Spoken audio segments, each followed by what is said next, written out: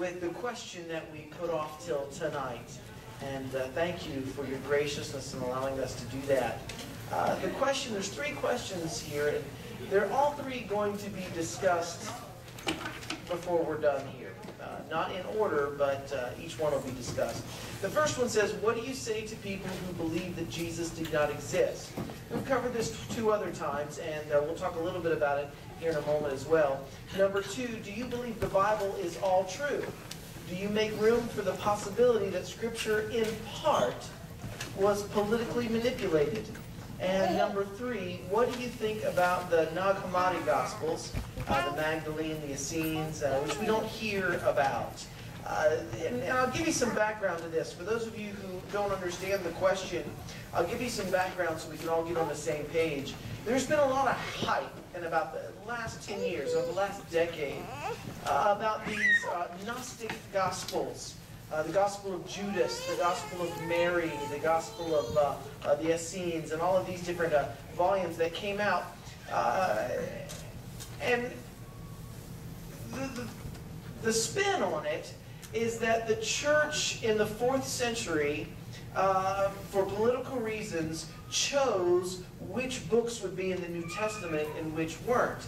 And that these Gnostic Gospels should be given the same credence as the canonical Gospels, or the canonical writings. And I want to look at that real quick and define some terms. First of all, the word canon, that is a Latin word, and it's the word for rule. How many remember last night when I mentioned that? So when we talk about the canonical writings, what we're simply talking about is the New Testament.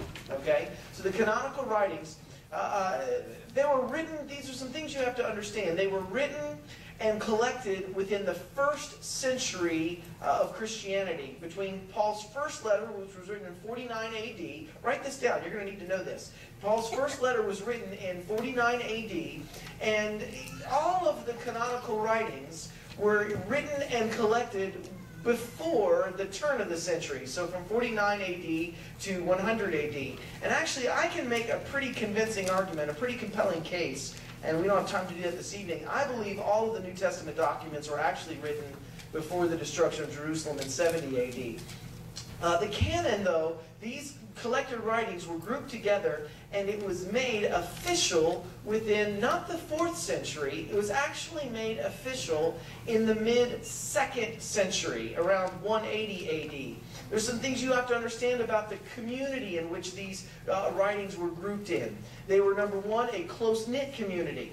These were small house churches, 15 to 20 people. Number two, they weren't the ruling power at that time.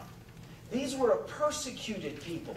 These weren't the Christians of the 4th century. And let me give you just a little bit more background in church history. How I mentioned Constantine the other night. Constantine having that vision. And for the first time, the sword and violence was associated with the person of Jesus Christ. And in those years, the church came to power, and just had, as other pagan powers had ruled the known world, Christianity then stepped into the then known world and ruled much of Europe. And all of that began, once again, in the which century? Mid-4th century. That's right, mid-4th century with Constantine. And Augustine did almost repairable damage, and we still live in a lot of the ways that the gospel was messed up by Augustine and those theologians during that time. I will say this. The way that they politically manipulated the world during the Middle Ages was not through rewriting the Bible. It was through leaving it in the language of Latin, so that nobody could understand it. Now, once again, the reason I don't put much weight in the political manipulation of the Bible is because when I read the Bible, if I understand what the Jesus that's in the canonical Gospels, it actually thwarts everything the Christian church was trying to do in the Middle Ages. So if they were going to change stuff to try to gain a little political power, I think they did a lousy job, number one, because there's a lot of stuff in there that still contradicts what they're trying to do. We've been sharing some of that this week. How many have seen, and I've been using the canonical writings, how many have seen a difference between Jesus and modern Christianity this week? Yeah, so they didn't seek to change it. They seek to hide it or to keep it submerged or to change it, put it in a language that nobody knows. Just keep it from being read. That's how they manipulated it. Now, you also have to understand, once again, for repetition's sake, because repetition deepens impression. When did this begin? Middle of the 4th century. When were the canonical writings written first of all within the 1st century of Christianity, and they were collected by what date did I give you? Remember, I asked you to write these things down now. Come on. What date did I give you?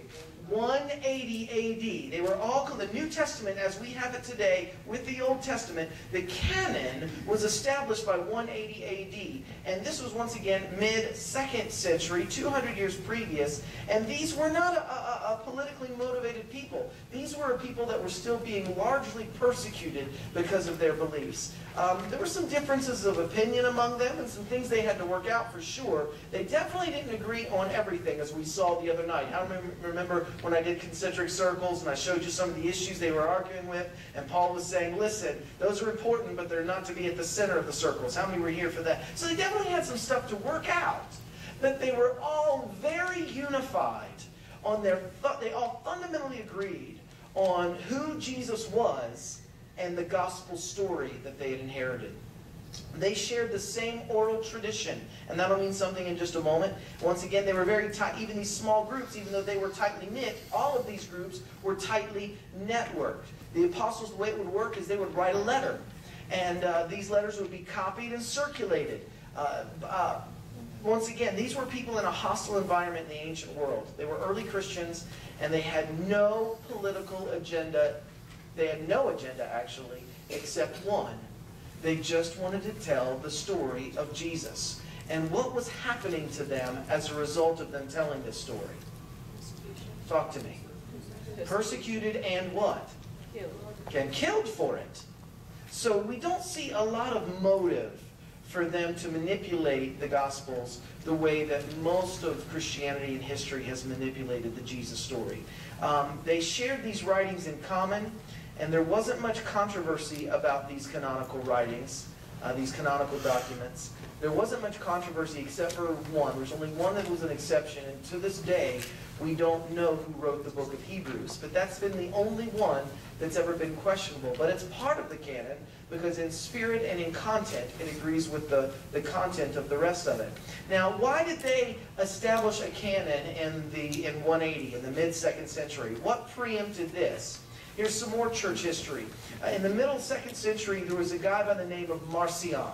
And he was a Christian preacher. He was very charismatic, but he was an anti-Semite. Anyone know what that means? Against the Jews. Yeah, he hated Jews. And he began to take these writings, and he actually rejected the entire Old Testament. And he basically went around to the New Testament, and he cut out anything in the New Testament that spoke of that placed the Jews in any kind of favorable light. And so now we've got a problem, because this guy's making up his own Bible now. So the church fathers at that time had to defend these canonical writings, and so that's what preempted them making up the Bible. For the first time, they began to say, these are the books to follow, these are the ones you don't tamper with. If you're taking notes still, this is the Muratorian canon, M-U-R-A-T-O-R-I-A-N. I wrote it down because I can't spell out loud. I have to look at it. But the Muratorian canon, and once again, what year was that? We have this from archaeology. What year was that written in? 180 AD. That's long before the church became politically motivated. This is important because there's the accusation going around today that the church developed the canon once again in the 4th century in the Council of Nicaea under Constantine. The idea is that the church then suppressed the Gospel of Mary and suppressed the Gospel of Judas and these other Gospels. And to be honest, and I want to be very kind here, I don't want to put anyone down, but to be honest, that whole idea is just a bunch of baloney. If anybody who has a 2-week stint in a freshman level secular church Christian history course will know that the Council of Nicaea was over the divinity of Christ. The canon had existed 200 years previous to this event. And I appreciate Dan Brown, I really do. He's a great author, he's a great writer. His novel is a real page-turner. It's a good book. But even Dan says this is fiction, not history. So the Bible wasn't even discussed in the Council of Nicaea. Now, also in the middle of the 2nd century, and you have to know this also, there was a movement that began, that surfaced, called Gnosticism. What was it called? Gnosticism. And Gnosticism comes from the Greek word gnosis, which means knowledge. And this was a very loose-knit movement that was based on secret knowledge. One thing they had in common was they all claimed to have some type of secret revelation, some insider scoop. It was widespread, it was very diverse in its beliefs, and once again, it wasn't really a set of beliefs as much as it was a spiritual genre. It was more like the New Age movement we have today in character, not in content, but in character. It's pretty hard to nail down a set of beliefs and define that as New Age. How many realize that? But it is a genre. See what I'm talking about? The nature of it? It's kind of ethereal. It's a genre. That's what Gnosticism was like. It was, once again, based around secret revelations, and these guys wrote a lot. But in their writings, they were very eclectic. They would borrow from everybody. And and not all of the Gnostics, but some of the Gnostics would actually borrow from even Christian teaching, Christian writings. And they would talk about Jesus, who was the giver of this secret knowledge. And that's how you get these Gospels of Mary and the Gospel of Judas. Because whoever the Gospel was of, this was the person that Jesus had given this secret knowledge to. And if you read them, and I want to encourage you, go down to your local library and pick up a copy of the Gnostic Gospels. Pick up a copy of the Nag Hammadi Gospels. I'll talk about that in a minute, but go pick up a copy. What you'll find, and I want to be very respectful, I don't want to put this down, I'm just sharing with you what my opinion is. When you read them, they're really bizarre. And I don't mean that in a negative sense, I just mean they are. They're really, they talk about metaphysical realms and eons and firmaments and ascended masters and self-generated emanations, and they're of a totally different character than what you find in the canonical Gospels. Jesus is plugged in there once in a while. Matter of fact, in the Gospel of Judas, he's from the immortal realm of Barbello. And one of the real core beliefs of Gnosticism, the one belief they did have in common, was they believed all matter was evil. And so in the Gospel of Judas, what happens is Jesus actually tells Judas, he actually commissions him to go and sell him out. So Judas actually becomes kind of the hero. And Jesus says, go free me from you are the one that's going to free me from my prison, because all matter is evil, and he needed his immortal soul to be liberated from his body. And so you can go and read some of these things, and you can get a flavor for it. Now, historically, this is nothing new. When this stuff came out in the middle 2nd century, the early church fathers responded to it. It was the late 2nd century, actually. Almost all the works that we find today, all of the Gnostic Gospels that we find today, are mentioned by the early church fathers. And once again, this is not church fathers 4th century. You can't trust them. This is church fathers 2nd century, when they're still being persecuted and killed for their faith. I know some of you are glazing over right now. If this has no interest for you, you can go right to sleep. But I think this question is worth answering. Are you with me so far? Those of you who want to answer it. So if this is of no interest to you, I'll wake you up before we start tonight. All right? So feel free. But for those of you who do have an interest, Irenaeus mentions the Gospel of Judas. Hippolytus mentions these Gnostic Gospels. They know about these books. They write about these books. They critique these books.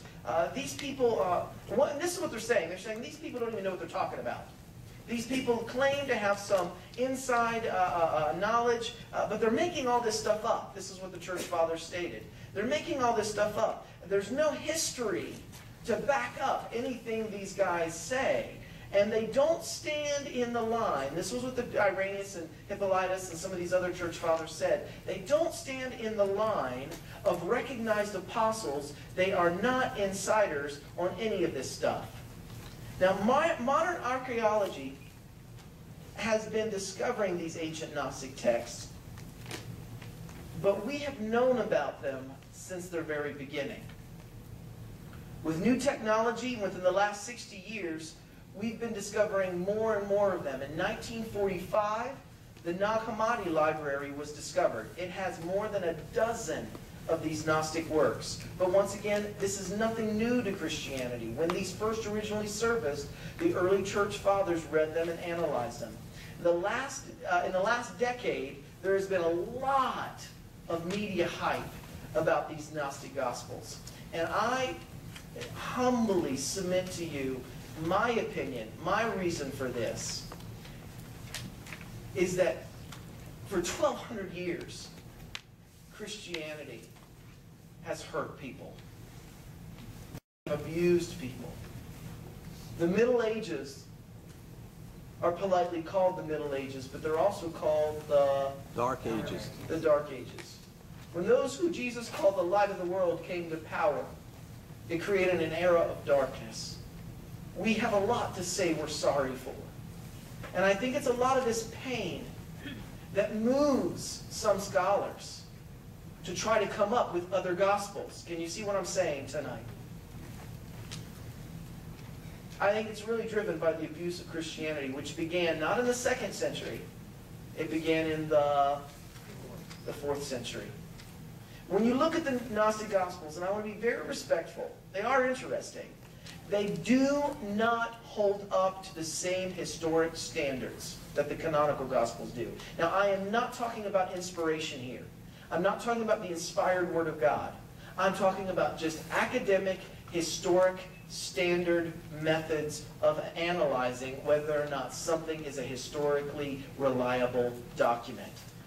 They're in a totally different category, and I'll explain to you, I'll give you 4 reasons why I think these Gnostic Gospels are in a different category than the canonical Gospels. Number 1, the Gnostic Gospels were written from 150 to 300 AD. They're years, at least 100 years after the fact. They all come late.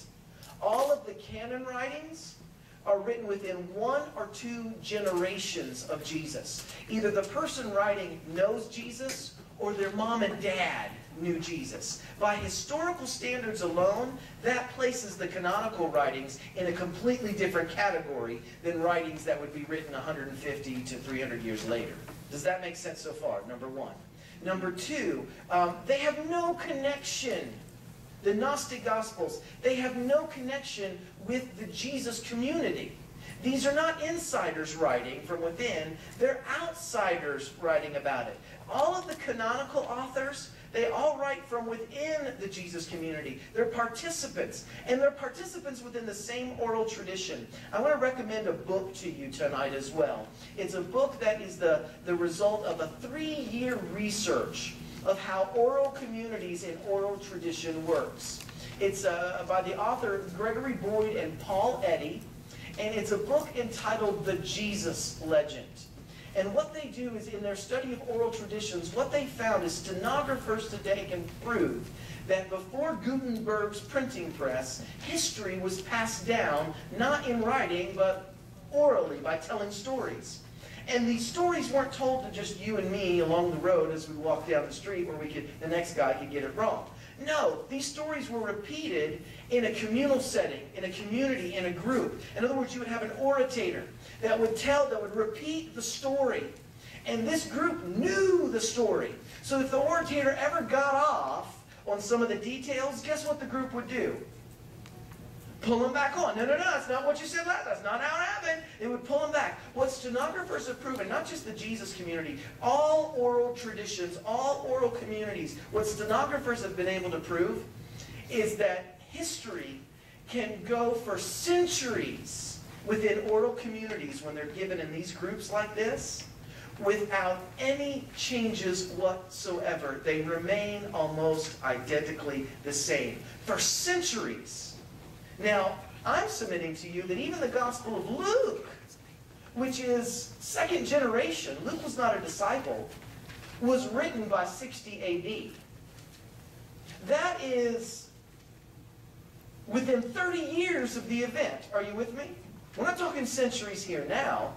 We're talking just 30 years, give or take, of the event. And it's written within an oral community. I'll encourage you to go home and read Luke chapter 1. The Gnostic pagans, they're pagans, they're outsiders. They're not insiders on this community. They're not even members of this community. They're writing completely outside of this community. So for number 2 reasons, for historical standards, the authors themselves aren't even in touch with the community that's telling this story. So we have no reason to believe that they would know what really happened firsthand. Number 3, they reflect no interest. The Gnostic Gospels reflect no interest in history. Once again, they talk about ethereal realms and higher planes of consciousness. The Gospels, on the other hand, are very interested in history. They're very interested in taking their story and giving it a historical context, anchoring it in the other historical events that were going on at that time. Once again, I want to encourage you to go home and read the first few verses of Luke's Gospel, where Luke says he's taken upon himself to report what was happened among us and how he's consorted with eyewitnesses, and he's an incredible historian. Luke, out of all the 4 Gospels, is the premier historian. He writes continually within an archaeologically based, or within a context that archaeology can back up and support. Number 4, this is the challenge. Number 4, this was the hardest one for me. All of the Gnostic Gospels, and I'm not talking about inspiration here, I'm just talking about the historic academic standards. All of the Gnostic Gospels fail standard historiographical tests. They give us no reason. They fail every test. They give us no reason to believe they are historically reliable. On the other hand, the canonical Gospels, Matthew, Mark, Luke, and John, give us every reason to believe. Every historiographical test that academia has, the 4 canonical Gospels pass those tests with flying colors. How many remember when I was sharing with you Wolfgang Schadenwald? I remember the night that I talked to you about that and how he saw this evidence of that these are historically done. He said it's in concentration here, like in no other document he's ever written. The Gospels fly through those tests once again with flying colors. When it comes to once again, the Gospels, they were written in a hostile environment. They were not trying to push an agenda. The authorities wanted to disprove what these writings were saying, but they couldn't. We have no historical record of anyone ever being able to say, no, there really wasn't a Jesus. They're consistent, the canonical Gospels, they're consistent with modern archaeology, once again, as I just mentioned about Luke. One of the tests is that these Gospels, they contain irrelevant or superfluous details. In other words, remember Wolfgang Schadenwald, he said what really strikes him is all these minor details that aren't in there for any agenda. They're just in there and can be explained. Their presence can only be explained by one reason. These guys aren't trying to push something. They're just telling it like they saw it. That's one of the things they look for. There's counterproductive details. I mean, to be honest, if they're making this up, if this is a lie and the canonical, they're making this stuff up, you read legends about the apostles in the 2nd and 3rd and 4th centuries, and the apostles are like supermen. They got like, they fly, Peter flies. I mean, they're just like bigger than life. They're brilliant. You read the canonical Gospels, and I'm sure I'll have to apologize to them one day, but really in the canonical Gospels, the apostles look really dumb. How many agree with me? They just don't seem to ever get it. They look really lame. They're really thick. To be honest, they just look stupid. These are counterproductive details. The apostles aren't painting themselves in a good light. Do you see what's happening here? They look really stupid. And so this is one of the tests, the historiographical tests that academics look for. Are the authors larger than life, or do they look more human? There's countercultural dynamics to the Gospels. And we went through all of this the first night, but just in summary form. If you weren't here the first night, I encourage you to go back and get that one. There's a countercultural understanding to what the Messiah should be. The Messiah shouldn't be defeated by Rome. The Messiah should be the one winning them their freedom. Women are some of the chief witnesses to the resurrection, which is totally bogus because, not today, I'm not saying that, I'm just saying by first century Palestinian standards, women had no reliability, they had no credibility. So your witness to the resurrection is going to be a woman. They have no agenda to say that unless that was really the way it happened. They have no motive to lie. Matter of fact, they have every motive just to keep quiet. There's not enough, when you think about a legend, there's not enough time for this to be a legend that developed. It comes right out of the chute within the first 5-6 years, Jesus fully divine. It's the wrong environment for a legend, remember. Judaism was very antithetical or opposed to legends. They hated legends, especially legends that talked about a human being being God. And not only is it the wrong environment for that legend, if there was a legend to be created in that culture, it's the wrong legend to fit that culture. A culture wouldn't come up with if this culture were to come up with a legend, it wouldn't come up with a legend about a Messiah who lost and who was crucified. That's where false messiahs went. So this is the point. We've seen from night number 1 and some of the things I've shared this evening, it's not a lie. The canonical Gospels are not a legend. You have only one other option. And I'm submitting to you tonight that the Gospels are actually telling the truth. On a strictly historical basis alone, there is no academic comparison between the New Testament writings and the Gnostic Gospels. The Gospels give us every reason that could possibly be given to accept and believe them as true. The Gnostic Gospels give us absolutely no reason to accept and believe them. They're not new insights. It's just the same old documents that the early 2nd century church had to wrestle with. Once again, this was long before the 4th century. The suppression of these Gospels was not politically motivated at all. Why is there preference for them in some academic circles, especially in the last 10 years? Once again, I would submit to you that it's because of the abuse of Christianity. That lay at a strong foundation of it. Number 2, if I'm just quite honest with you, the canonical Gospels are hard to believe. I mean, honestly, you're going to tell me that a guy died and he came back to life? I've never met a guy who was dead and came back to life. And some people say, well, other religions have those myths too. It's interesting, all of those came after Jesus' resurrection. And some of them aren't even resurrections. There's someone appeared to him in a dream, in a vision. People say, well, Alexander the Great was born of a virgin birth. And did you know that? Did you know Alexander the Great was born of a virgin birth? Anybody know that? Well, the way that came about was centuries after Jesus Christ was purported to come from virgin birth. And you have to understand, too, that in those ancient religions, there was kind of a one-upmanship. If your God came from a virgin birth, then our God came from a virgin birth. So you'll find other things like that in other writings. And I get that it's hard to believe, but hear me out on this. I think a wiser plan, just because it's difficult to believe, I think a wiser plan than just throwing it out, a wiser plan would be to simply follow the evidence wherever it leads. And even though what the gospel stories contain is hard to believe, when you honestly look at the evidence that I've given you, night number 1, and we've covered over and over again in some of these nights, I believe that believing the Gospels are telling a lie or a legend is even harder to believe than the fact that they're actually telling the truth. As hard as it is to believe they're telling the truth, it's even harder to believe they're not telling the truth. We have examples of this in science. Anybody here into science? Anybody here like science? Light.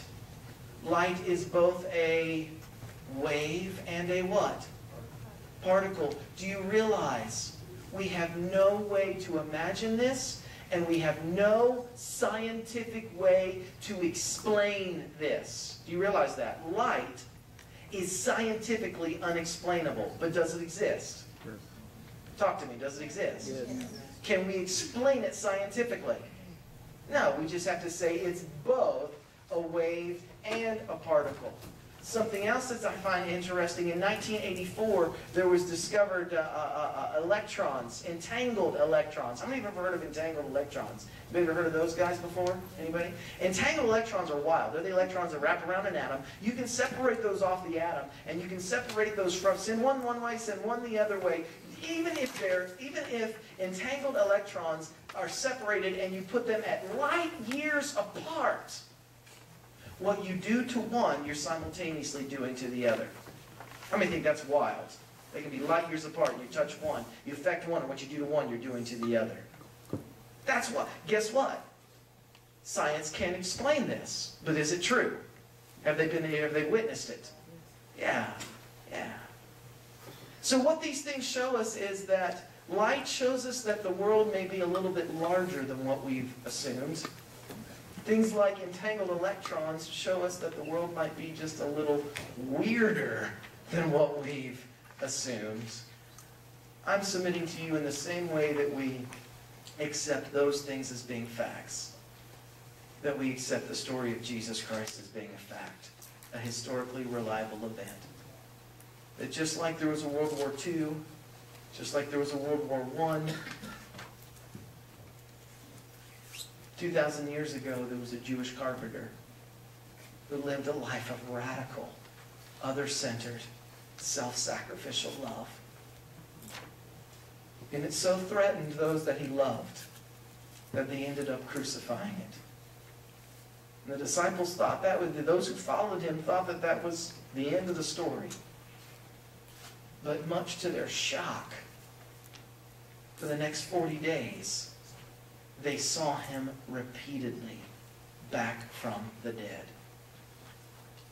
They remembered the words he spoke, that he and the Father were one. And then the same way you reverence the Father, you should reverence him.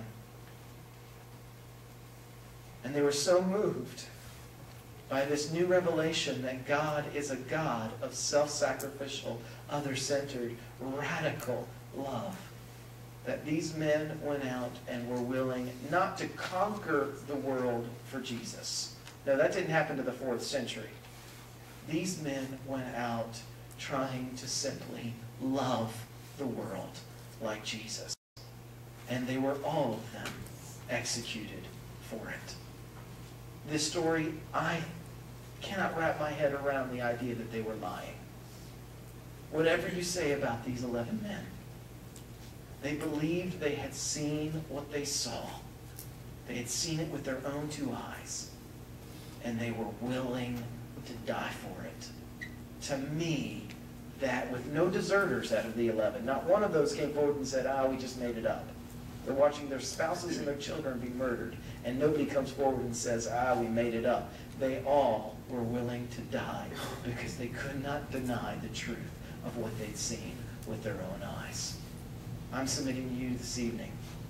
I believe by historical standards, the canonical writings, including the canonical Gospels, give us every reason to believe that the events they record really happened. When the church sought to abuse humanity and reach for power, it didn't change the Scriptures. What the church did was it hid the Scriptures. It silenced the Scriptures. I hope that answers your questions.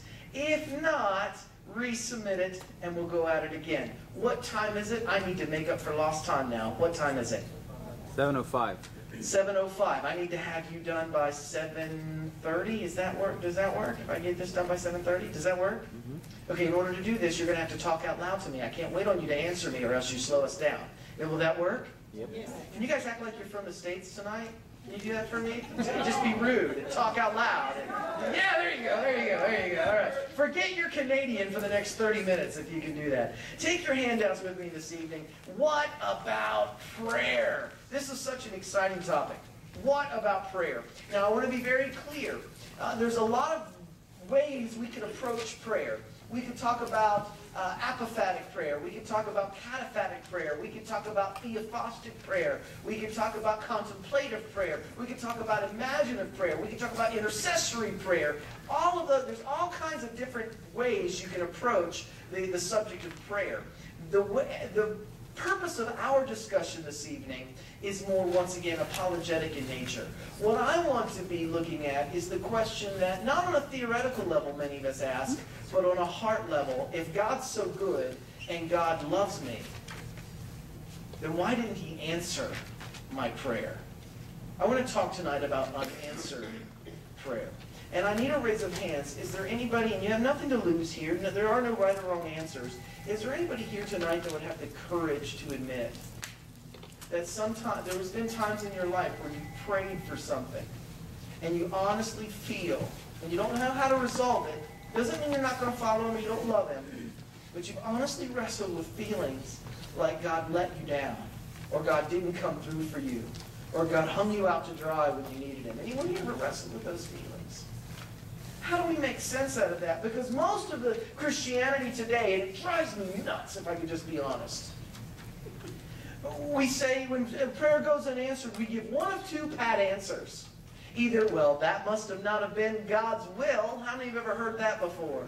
Or, well, you must not have had enough faith. How many have ever heard that before? I think the problem with both of those answers is that, number one, when you're hurting, that leaves you in one of two places. You're either blaming God or you're blaming who? Yourself. Yeah, and when you're hurting, you should be in neither one of those places. That's when you need God the most. And yet you're there blaming him, feeling like he didn't come through. Now, I'm going to share with you a story tonight from Daniel chapter 10. And we're going to look at some other teachings on prayer from the Scriptures. But I want to be very honest from the very beginning once again. We're going to talk about the devil. Now, we've talked about the devil before in these meetings. How many were here for that night? And I am very honest with you. I know that the belief in the devil has been abused. How many witnessed that abuse or been victim to that abuse?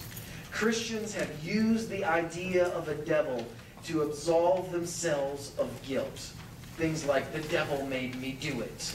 You know, we like to blame the devil for stuff that we really do. When anything bad happens, something that blows me away, like the flooding in New Orleans, I brought that up once, but when I was watching the news at the end of the flooding in New Orleans, I noticed three patterns. I saw that God got blamed for stuff he didn't do. I saw that the devil got blamed for stuff he didn't do, because the devil didn't build the levees. Are you with me? The devil got blamed for stuff he didn't do, and man took credit for stuff he doesn't even have the ability to pull off. But that's how we work as human beings. We blame and take undue credit. So I know a belief in the devil has, or the accuser has been abused. But how many remember, I cannot prove the existence of God. I do have historically reliable evidence that these 11 men were telling the truth. So therefore, I don't believe in Jesus because I believe in God. I believe in God because I believe in Jesus. How many remember me saying that before? With the Bible, I don't believe in Jesus because I believe the Bible. I give the Bible a place in my life because I'm a follower of Jesus, and Jesus gave the Bible a place in his life. How many remember me saying that the night we talked about the Scriptures? Now, again, when it comes to the devil, the only reason I really believe in the devil is because I cannot escape, and once again I revisit the intellectual basis for my faith. Faith does not come easy for me. I have to fight to believe. And I revisit my intellectual basis for my belief in Jesus continually.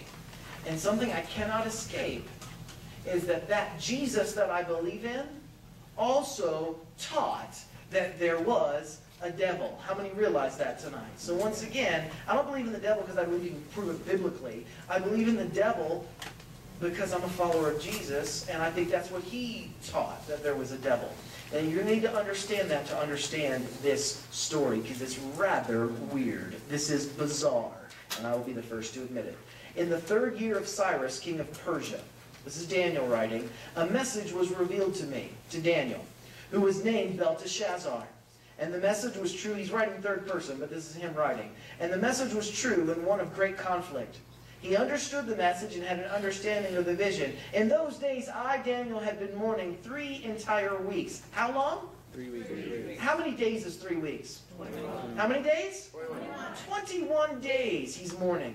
It says, I did not eat any tasty food, nor did meat or wine enter my mouth, nor did I use any ointment. Woo-wee. Aren't you glad you used dial? He did not use any ointment until all the entire 3 weeks were completed. How long? How many days? 21. 21 days.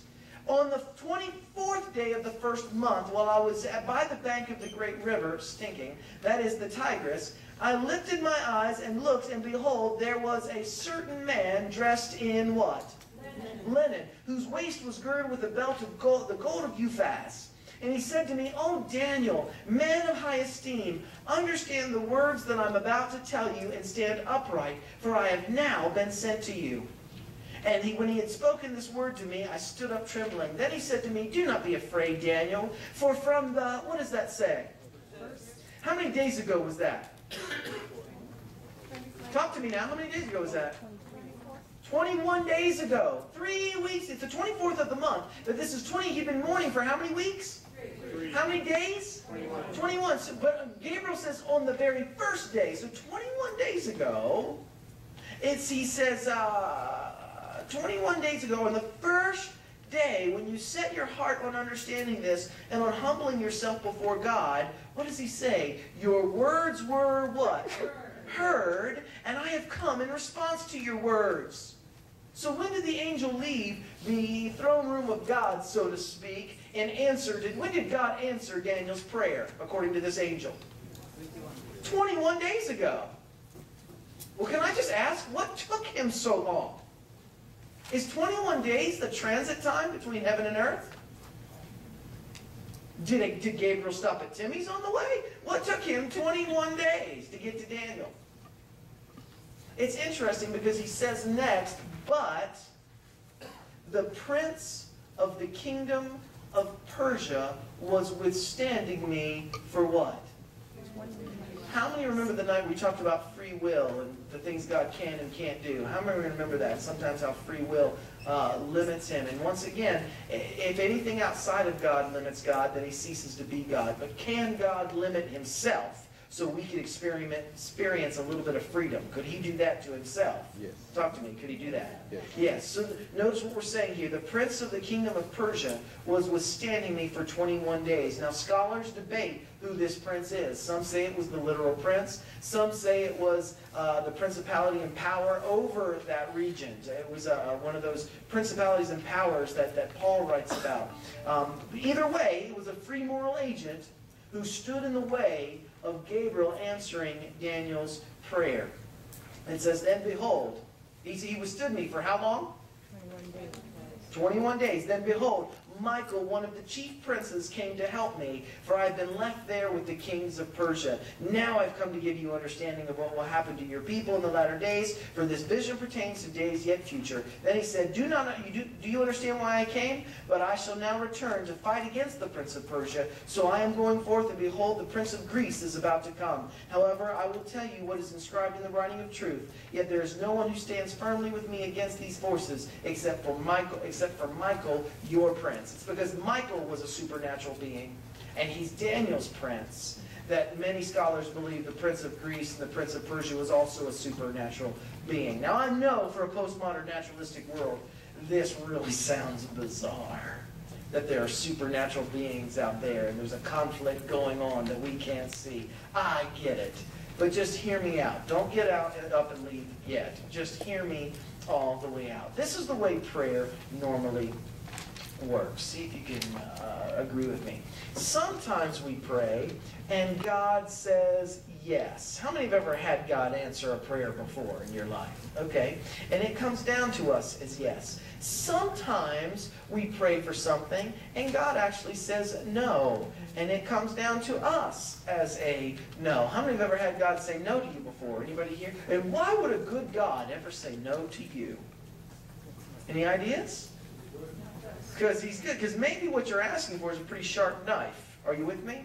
Now, I don't think you can apply this to everything, but that reality does exist. Sometimes God says, wait, and it comes down to us as a wait. How many have ever had to wait on God before for something?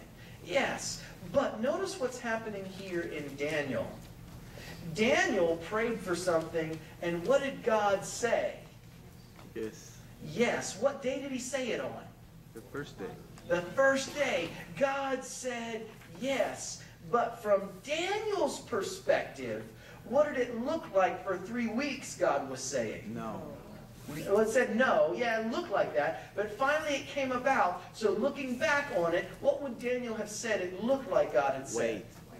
Wait. Isn't that interesting? What did God say? Yes. What did Daniel perceive God saying? Wait.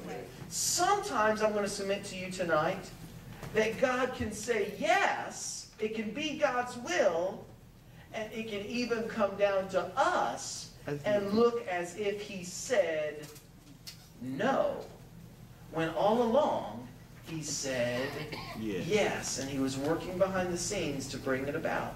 How many of you were here for the night when we talked, night number 2, we talked about if God is so good? How many were here for that night? I'm going to mention some things. We're building on each night. I'm going to mention some things tonight in passing that if you weren't here for this night, it might not make sense to you, and I apologize for that. Please don't accuse me of being a heretic. Just go back and listen to that last presentation. Night number 2 is the one you want to look for if some of this doesn't make sense. What I want to be looking at is these two right here. Why is it that God can say yes, and sometimes it can come down to us as if He's saying wait, and sometimes He's saying no? I'll give you the example again of Uncle Joe.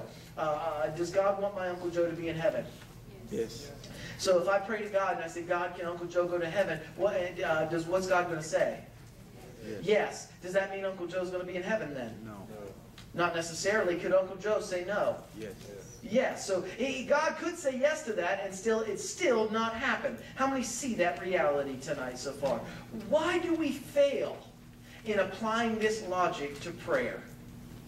Sometimes when something doesn't happen, we immediately assume, well, this must not have been God's will, or I must not have had enough faith. What if God said yes from the very beginning, but it just didn't happen? What if there's more variables to it than just whether you pray and it's God's will, or whether you have enough faith? Look at Ephesians 6:12. This is Paul. For our struggle is not, what does it say?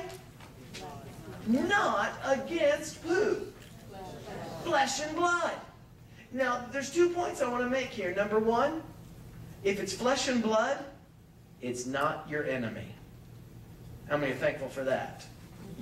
If it's got flesh and blood, you're called to do one thing and one thing only. What are you called to do? Love it. That's right. We wrestle not against flesh and blood, point number 2, but against rulers, against what? Powers, against world forces of this darkness, and against the, what does that say? Spiritual forces of, in what kind of places? In heavenly places. There are other beings God has created besides you, and those beings have free will. How many realize that tonight? Those beings have a choice. We are in the midst of a conflict. Look what some of you wrestled with the night where I talked about Calvary a bit. But once again, look at the purpose of the cross. Colossians 2:13-15. It wasn't to appease an angry God. It wasn't to satisfy God. It wasn't to win God to you. It wasn't to reconcile God to you. It says He forgave us all of our what? Sins. Having canceled the charge of our legal indebtedness. He canceled the charges against us, which stood against us and condemned us. He's taken it away, nailing it to the what? But notice what He did in this act. Having disarmed the, what does it say? The powers and authorities, He made a public spectacle of them, triumphing over them by the cross. Look over in your grace section at Ephesians 3:10. Paul taught this, that God's intent was that now through the church, which, sometimes it's like a giant ink splotch on a white wedding dress. But think about it for a moment. The church, through the church, the manifold wisdom of God should be known to the rulers and authorities in heavenly realms. I'm going to submit to you, the church has struggled to even manifest God correctly to the people on this planet. Much less the principalities and powers. But once again, we're not called as followers of Jesus to go to church. We're called to what? Be the church. And our church is a dirty word for some of you. God's asking for you as a follower of Jesus to be a different kind of church. How many would be willing to follow Jesus and redefine what church means? How many think that would be important? Yes. This church is supposed to manifest God, not just to other people, but even these principalities and powers. In Luke 11, look what Jesus says. Jesus was driving out a demon that was mute. When the demon left, the man who had been mute spoke, and the crowd was amazed. But some of them said, by Beelzebub, the prince of demons, he's driving out these demons. And Jesus knew their thoughts and said, any kingdom divided against itself will be ruined. A house divided against itself will fall. If Satan is divided against himself, how can his kingdom stand? I say this because you claim that I drive out demons by Beelzebub. Postmodern naturalist, I would submit to you this. Even the enemies of the Jesus story didn't say these were legends. The enemies of this story still admitted, like entangled electrons and the phenomenon of light, they said, yes, these things that we can't explain did happen. They just said they happened not through the power of God, but through who? Talk to me, through who? Can you pronounce that one? The devil. Beelzebub. The devil. That's a good way to say it. That's right.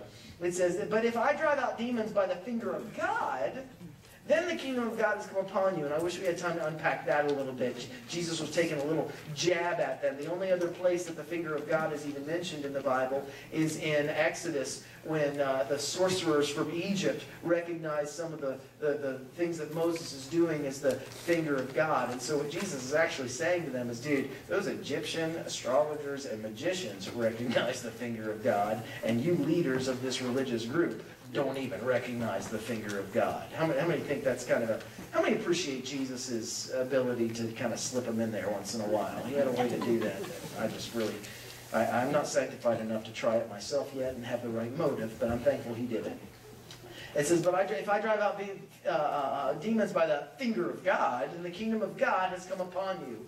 Now watch this. When a strong man, fully armed, guards his own house, his possessions are safe. That's the devil. He claims dominion of us.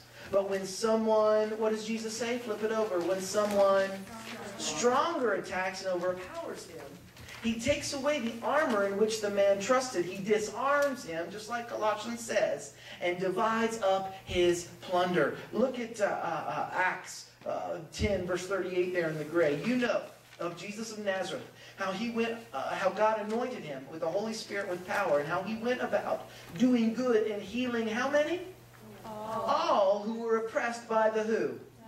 By the devil, for God was with him. Look at Matthew 6. No, we'll get there in a minute. The point so far is that Jesus saw his activity as being in direct conflict with the enemy, with the accuser, with the devil. Even Paul says, you and I do not wrestle against flesh and blood. Can we, think of Daniel 10, can we take those principalities and powers into account with these two right here? Could we do that tonight? Is that possible? Yes or no? Yes. Yes. Why is it that God would say yes, and yet it would look like it says wait? Why did it happen for Daniel? Was there a principality and power that got in the way? Yes. Why is it that God can say yes, and yet still it can happen as a no? Could there be a principality and power that gets in the way? And don't misunderstand me. I believe with all my heart that God is going to win the war. How many are thankful for that? But does God win every battle? Remember, as I said, with free will, we live on a planet where even God doesn't always get his way. Now, then you say, well, why pray? Why pray? What is the nature, in this context, what is the nature of prayer? And I'm going to submit to you tonight that prayer, intercessory prayer, praying for things to come about, is an act of spiritual warfare. It is not preparation. You don't pray in order to be prepared for spiritual warfare. Prayer itself is spiritual warfare. If you agree with that so far, say yes. Yes. Look at Matthew 6. And when you pray, do not keep on babbling like the, what does it say? Like the pagans. For they think that they will be heard because of their many words. Do not be like them, for your Father knows what you need before you ask him. Now this is wild. I have seen it at times where, well, first of all, here's how the pagans did it. They would just keep repeating whatever they want. Dear Baal, Baal, Baal, Baal, Baal, Baal, Baal, Baal, Baal, Baal, Baal, Baal, Baal. We need this, we need this, we need this, we need this, we need this, we need this, Baal, Baal, Baal, Baal, Baal. How many have ever seen Christians do that? Dear Jesus, dear Jesus, dear Jesus, dear Jesus, dear Jesus. How many have ever seen that happen, that phenomenon happen before? As if we're trying to convince God. How many have ever seen that? What does Jesus say? You don't need to babble like this to convince God. Matter of fact, when you pray, you're not even informing God what you need. God already, what did Jesus say? Knows what you need before you even ask. So here arises the question then why do we have to ask? If God knows what we need, and He loves us and He's good, then why ask? Oh, because it's not just God and you in existence. How many see that? Are there other variables involved? And who are those principalities and powers claiming dominion over? Us. What prevented Gabriel from being able to reach Daniel? It was the principality and power that claimed that region as his dominion. He was the prince of Persia. Did you see that? And did Gabriel have to engage in very real warfare to get through that variable in order to answer Daniel's prayer? So if we're to, now don't misunderstand me, are we to persevere in prayer? Yes. Yes. But even in our perseverance, are we persevering trying to convince God to do something? Trying to persuade Him to act? No. Talk to me. Look at this in the grace section, John 16. Though I have been speaking figuratively, a time is coming when I will no longer use this kind of language, but it will tell you plainly about my Father. In that day you will ask in my name, and some people think if they ask in Jesus' name, well, that'll do it. Watch what Jesus says. I'm not even saying that I am not saying that I will ask the Father on your behalf. I'm not going to go to Him for you. No, the Father Himself, what? You can go straight to Him. Prayer is not the convincing of God to do what He otherwise wouldn't. If you think about night number 2, prayer is the enabling of God to do what He otherwise couldn't. Look at Luke 18, 1 through 8. Then Jesus told His disciples a prayer to show them that they should always pray and not give up. What is the purpose of this story? To show the character of God, or to show us that we should pray and not give up? That we should be persistent in prayer. Not vain repetition, trying to convince God, but that we should be perseverant in prayer. Is it to show the character of God, or to show how prayer should show perseverance? Which one, first or second? This is important because this parable gets pretty scary. If you take it as the first, you'll land in a very ugly place. It says, in a certain town there was a judge who neither feared God nor cared what the people thought. Good guy or bad guy? Bad guy. Is this judge supposed to represent God? Is this a parable about showing us the character of God? Or is it about how we should persevere in prayer? Which one did you say, first or second? So this is a bad guy, okay? And it says, dude, if he's bad, he starts off, this judge was bad, and there was a widow in that town who kept coming to him with a plea. Grant me justice against my adversary. For some time he refused. But finally he said to himself, even though I don't fear God, or care what people think, yet because this widow keeps bothering me, I will see that she gets justice so that she won't eventually come and attack me. And the Lord said, listen to what the unjust judge says. And will not God bring about justice for His chosen ones who cry out to Him day and night? Will the unjust judge keep putting them off? I tell you, God will see they get justice and get it how? So if God's going to do it quickly, remember, when was Daniel's prayer answered? Day number 1. But do we still need to persevere in prayer? Here's the dilemma. How many can see if God knows what we want, and God loves us, and He wants to give us what's good for us quickly? How many say, well, then there must be some third variable in this besides Him and me at work? How many can see that tonight? That's what we don't ever pick up on. When something doesn't happen as we prayed for, we default to saying, well, it must not have been God's will. Or, God, why didn't you answer that? What if He did? What if you don't even see what He was doing? What if there was just something else that got in His way? Look at Matthew 6. This, then, is how you should pray. Our Father in heaven, hallowed be your what? Name. Your kingdom come, your will be what? Done. Done where? On earth. On earth as it's done in heaven. We discussed this verse on night number 2 as well. This verse shows us very clearly that God's will is not being done on planet Earth tonight. How many would agree with that? There are things happening that God doesn't want to happen. And it won't happen unless somebody prays. But just praying for it doesn't mean it's going to automatically happen, because there's these other variables. But is prayer a key medium, an ingredient? Is prayer itself a variable that God tells us to use so that His will can be done on planet Earth as it's done in heaven? Are you with me? Yes. See, this changes everything, because I used to be a part of prayer groups and prayer ministries, and something used to always bother me. Because I didn't see the apostles or Jesus saying stuff like this. They would say, "Dear Lord, please heal sister so-and-so, if it be your will." Did you catch that last phrase? If it be your... If? What do you mean, if it be your will? Are you implying that it could be God's will that this person have cancer? Is that what you're saying? I would submit to you, no way possible. Jesus went around healing how many that were afflicted by the devil? Did He ever turn anyone away? No. And Jesus said, "He who has seen me has seen" who? Therefore, that's what God's attitude is towards human suffering. So what we should be praying is, God, we know it is not your will for sister so-and-so to be suffering. We are praying for your will to be able to be done on earth like it's done in heaven. How many see the difference?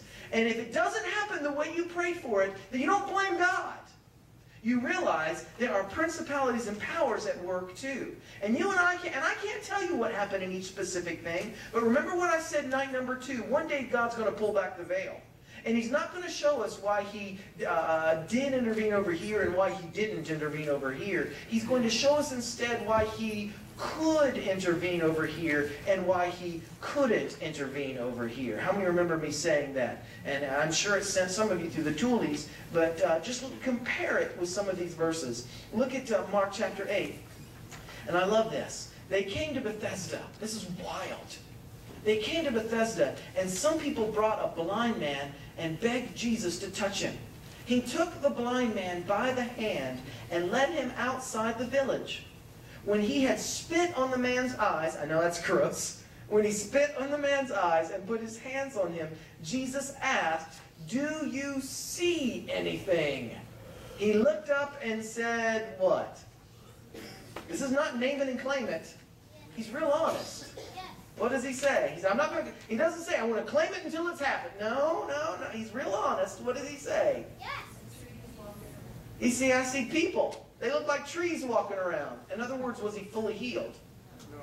No. So it says, once more, Jesus put His hands on the man's eyes. Then the eyes were opened. His sight was restored, and he saw everything clearly. 3 comments I want to make about this story. Number 1, was it God's will for this man to be healed? Yes. Then why did it take 2 times praying? The principalities and powers. Can you honestly look at this and say, well, it must not have been God's will for this man to be healed? Can you say that? No, because who was Jesus? God. And was God wanting to heal him? Yes. Yes. And he eventually did get healed. Do you really want to say that the first time Jesus didn't have enough faith? Do you really want to go there? Huh. See, neither one of those answers works real well for this story, does it? How many find, this is my 3rd point, how many find great comfort in the fact that even Jesus had to pray for something twice? How many find great comfort in that that says something to you? That means that Jesus was not trying to convince God. Jesus was engaged in genuine spiritual warfare. And this time, it took how many times praying? Twice for it to come through. We have this picturesque view of Jesus, and He would just heal anybody He wanted. The other story is Nazareth, where Jesus wanted to do the miracles in Nazareth that He did everywhere else, but He couldn't. How many remember that story? Yeah, there are other variables involved. And I love this in Mark 9. After they had gone indoors, His disciples asked Him privately, Jesus, why couldn't we drive it out? And Jesus replied, this what? Kind. So there's different kinds even. This kind can come out only by what? Fasting and prayer. Now I want to be very clear. I am not implying this evening that every sickness is a demon. Do you hear me say that? What I'm saying is there are devils and demons and principalities and powers. And so, if you have a sickness, don't just pray over it. Go to the doctor. How many agree with me on that? Go to the doctor. Look for all natural causes for why this could be happening. But at the same time as you go to the doctor, also shoot in two directions. Also pray about it. Because this could be a principality and power. How many see the balance in that? How many think, yeah, that's a balanced way to approach it? And if it doesn't happen, how do we reconcile that? Remember, 1 John 5:19 says, we know that we are children of God, and that the whole world is under the control of who? I want you to imagine it this way. This planet has declared civil war from God's kingdom. Now, you and I have come back to Him, some of us, and others of you are still making up your mind. That's fine. I'm not going to push you into a decision. You think about it and reason with it. See if it makes sense to you. Let it appeal to reason. But some of you have gone back. But here's the challenge. This planet has still committed civil war, still engaged in civil war. So it's actually you are a member of the other kingdom living behind enemy lines. Do you get that picture in your head? And there's spiritual warfare. And prayer is when you engage in this. All the earth is under the control, according to John, under the control of who? The evil one. What assurance can we have with this paradigm?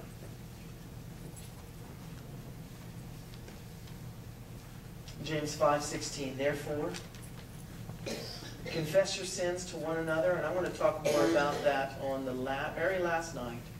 There's a right context to do that in, and there's a wrong context to do that in. There's a healthy way to do that, and there is a dangerous way to do that. Pray for one another, that you may be what? A good man's prayer is very what? Powerful and what? This is what you have to realize. It doesn't say a perfect man. What this is saying is if you're behind enemy lines, but you're still a part of the kingdom on the other side, every prayer you pray is, number one, what word? Heard. Powerful, and what's that other word? Effective. Well, how does that work? Every prayer you pray is effective. Imagine it this way as we wrap up this first half. Over here, I want you to imagine a giant pillar. And on this pillar, I want you to see the word free will, human freedom, free will. Over here, there's a giant pillar. I want you to see on that pillar a word that says divine control. So you've got two pillars. You've got control and freedom, control and free will. Now, everything that happens on this planet falls on a continuum somewhere between human freedom and divine control. Things that happen that are very close to divine control with very few human free wills or even demonic free wills involved, or even angelic, let's just say angelic, fallen or non-fallen, angelic free wills involved. Do you think it's easy or hard for those things, for God's will to be done in those situations? Easy or hard? Easy. Now over here, what if something happens that's closer over here? Something's happening and it has a lot of human wills involved and angelic wills involved and God's will involved. It's just a whole mix. Do you think if it's closer to this pillar over here on the continuum, do you think that's easier or harder for God's will to be pulled off in those situations? Harder. What does prayer do? You are a free moral agent. You are this pillar over here. You're a member of that pillar. And every time you ask for Him to get involved, what you're doing is you're taking this situation and you're moving it closer to over here than it would have been had you not prayed. Are you with me so far? And when you pray again, you're moving it closer. And sometimes you've got to pray, and you've got to pray, and you've got to pray because it is spiritual warfare, and you've got to pray, and you've got to pray. You got to pray it all the way over there for it to happen. How many have ever witnessed that happening before, seen that? What is happening? And only a few of you, how many have ever seen that actually happen for you? First of here, and it comes off. What is happening? Did you finally convince God to get up off His laurels and do something? No, you were engaging in warfare there and inviting God. Notice, when you pray, you're inviting God to have greater control in this situation than He otherwise would have had you not prayed. So it is effectively moving it in this direction. Now notice this as well. When you pray, it moves it from here to here. Because you're just one person. Does one prayer always move it from here all the way over to there? No, no. But notice when you pray, was there an effect? What if you still don't get your desired outcome? Was your prayer still effective? That means every prayer you pray,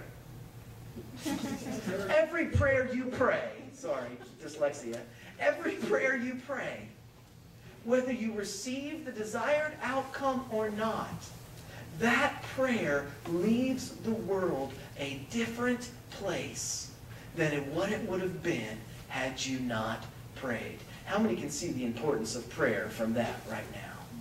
So yes, pray with all confidence of what God's will is, and that you're praying for His will to be done on earth as it's done in heaven. And if it doesn't happen, just know that don't default to it being God's will. Know that there are other variables at work. And don't blame Him. Understand one day He's going to show you why things have happened the way they do. We're out of time. I want to recommend this to you on the website. What time is it? 7:42. 7:32? 42. 42, yeah, I got to get you out of here. Let me recommend you a presentation on our website. It's absolutely free. Go to our website entitled renewedheartministries.com. It's an insight sermon, a presentation entitled Insight from the Land of Uz. And that is a 40-minute presentation that would have taken me 15 minutes to share here in these last couple of verses on the book of Job. Some people say, well, how does Job work into that? Within 15 seconds. In the end of the book of Job, Behemoth and Leviathan are mentioned. How many are familiar with the book of Job and why I bring it up? Leviathan and Behemoth are mentioned. Leviathan and Behemoth were not a dinosaur, a hippopotamus, an alligator, not at all. In 1929, remember I told you about the Rosh Hashanah that was discovered that gave us insight into Canaanite culture. What we've now discovered is that there were two gods in the Canaanite culture. Guess what their names were? Behemoth and Leviathan. When Job was written, they didn't have a word for Satan.